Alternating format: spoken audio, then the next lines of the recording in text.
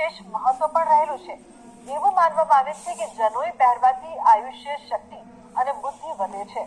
જનોઈ પહેરવાથી શુદ્ધ ચારિત્ર અને જપ તપ તેમજ ઉપવાસની પ્રેરણા મળે છે. 16 સંસ્કારોમાં પવિત્ર દોરો ધારણ કરવો એ એક વિશેષ સંસ્કાર માનવામાં આવે છે.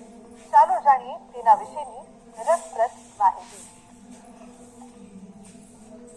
આ પવિત્ર દોરો પહેરવાથી નૈતિકતા અને માનવતાના પુણ્ય કર્તવ્યો કરવાની શક્તિ મળે છે.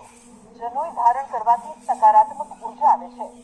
માનવ જીવનમાં જ્યારે એક છોકરો જનોઈ પહેરે છે ત્યારે તેણે વિશેષ નિયમોનું પાલન કરવું જોઈએ. જનોઈ ડાબા ખભા ઉપર અને જમણા હાથ નીચે પહેરવામાં આવે છે. જનોઈમાં 3 કે 6 દોરાની હોય છે, જે દેવ ઋણ, પિતૃ ઋણ અને ઋષિ ઋણનું પ્રતીક માનવામાં આવે છે. પરિણિત વ્યક્તિ કે ગૃહસ્થ માટે 6 દોરાઓ વાળી જનોઈ હોય છે.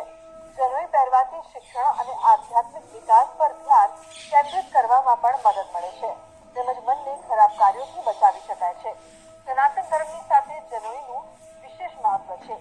એવું માનવામાં આવે છે કે જનોઈ પહેર્યા પછી છોકરાના જીવનમાં ઘણા સકારાત્મક ફેરફાર થાય છે.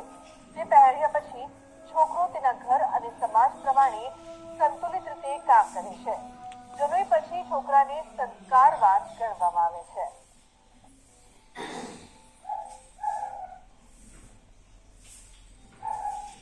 વિદ્યાભ્યાસ પહેલા સુંદર એવું મંત્ર અનુષ્ઠાન પહેલા યજ્ઞોપવિત વિધિ કરવામાં બાળકને સર્વપ્રથમ યજ્ઞોપવિત સંસ્કાર કરવામાં આવે અને પછી જો એને વિદ્યાભ્યાસ માટે મોકલવામાં આવે તો એ વિશેષ કરીને શ્રેષ્ઠ શિક્ષણ પ્રાપ્ત કરતો હોય છે. આગળ કોઈ પણ ધાર્મિક અનુષ્ઠાન હોય એમાં પણ હંમેશ નિત્ય નિયમ પ્રમાણે નૂતન યજ્ઞોપવિત ધારણ કરી અને જ પછી એને સાધના કરવી જોઈએ. આગળ જ્યારે મૃત્યુ પછીની જે ક્રિયા હોય જેને કહેવાય પિંડદાન કરવામાં આવે ત્યારે પણ સર્વે મનુષ્યોને યજ્ઞોપવિત પહેરાવીને જ પિંડદાન કરવામાં આવે છે. યજ્ઞોપવિતમાં બ્રહ્મા, વિષ્ણુ અને મહેશ દેવતાઓનો વાસ છે.